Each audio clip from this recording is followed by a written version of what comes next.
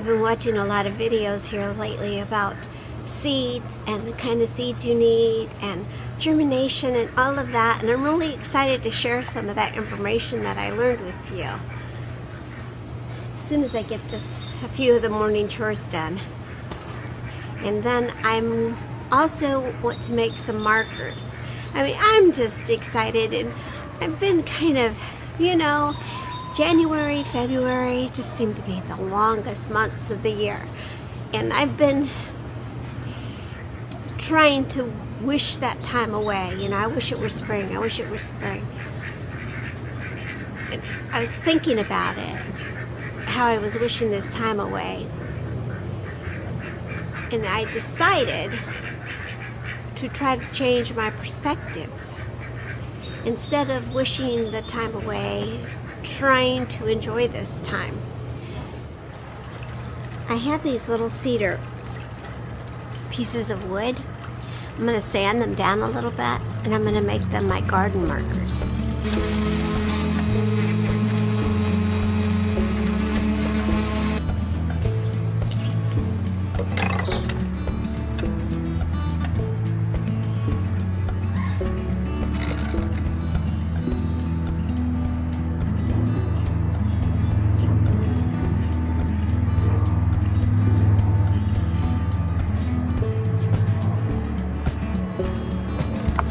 I am determined to get through this next couple of months with the most positive attitude that I can muster. It really helps coming outside and doing a little activity like this out in the fresh air.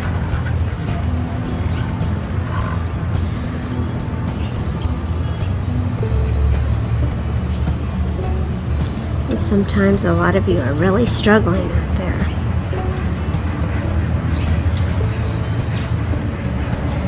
Sometimes it's really hard to find the happiness. It's out there. Sometimes it's harder to find than other times. I think one of the things that we need to remember when we're feeling like that, like we're struggling, is that we need to remember that it's okay to ask for help. It's okay to reach out.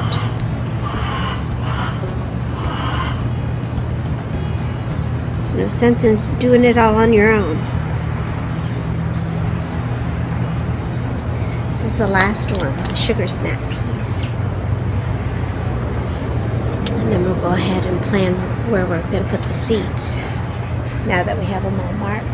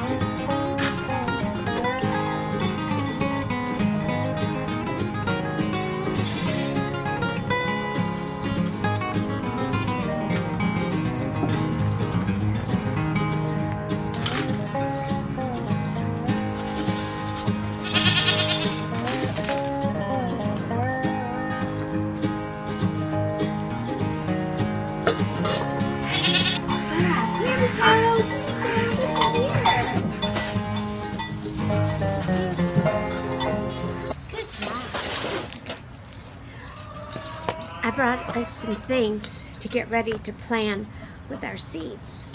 I brought a calendar, my garden journal, a notepad, some highlighters, a pencil, and of course my seeds. And I also have some notes. Oops. I have so many pockets I couldn't find it. So I know here, I looked on the internet, and you can go on the internet and you can find out your last frost date and your first frost date just by putting in your zip code. And that's why we need a calendar here. April 25th is supposed to be our last frost date. So, feels like a long time away, doesn't it? I'm going to be here before you know it. I'm going to mark that on my calendar. Last frost date.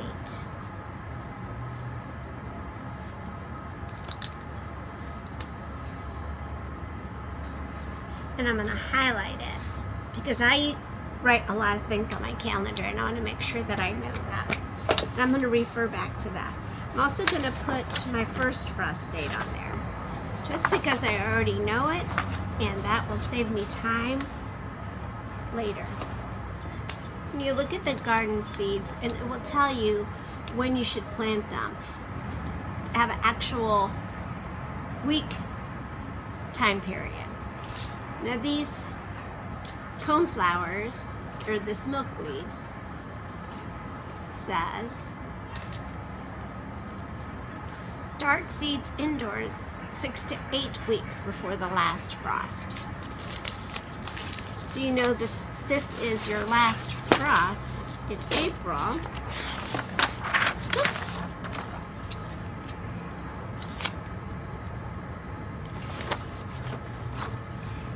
So you're going to count backwards 6 to 8 weeks. 1, 2, 3, 4, 5, 6.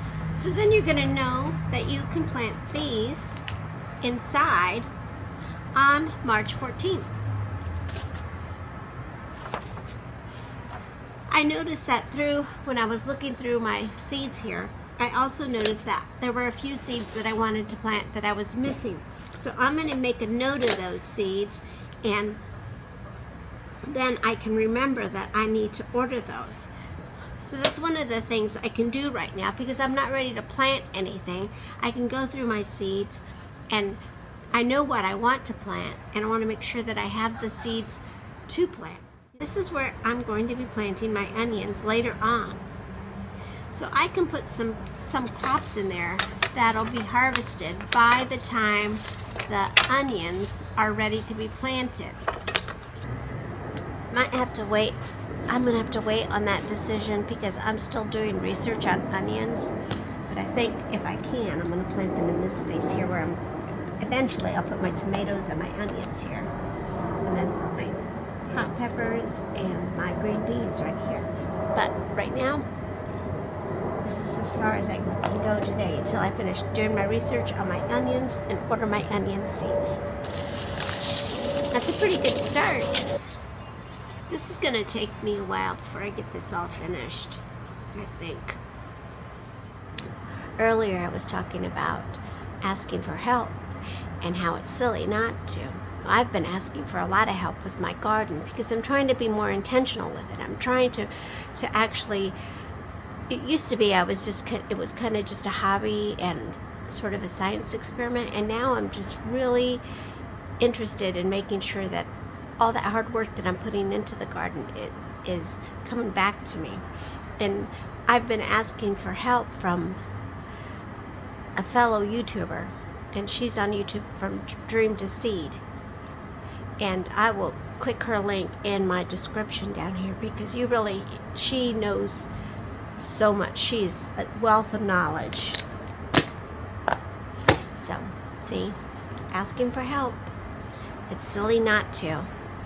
And that's why I'm waiting on those onions too, because I was watching her talk about onions, and I thought you just go to the store and you buy the starts, and we'll talk about onions at some other time once I get that all figured out.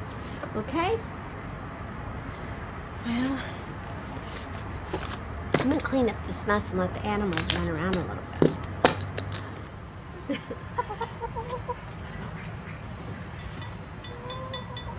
I'm excited about spring, and I'm really glad that I reached out to get that help that I needed. when it came to planting my garden. It's like I said before, if you need help, you need to reach out. It's a good thing. It really is. Just like you. You're a good thing. And I am so glad that you stopped by today. Thank you for visiting Miss Annette's Little Farm in the big city. Make sure you get outside today if you can. Take care of yourself. And we'll see you next time. Bye.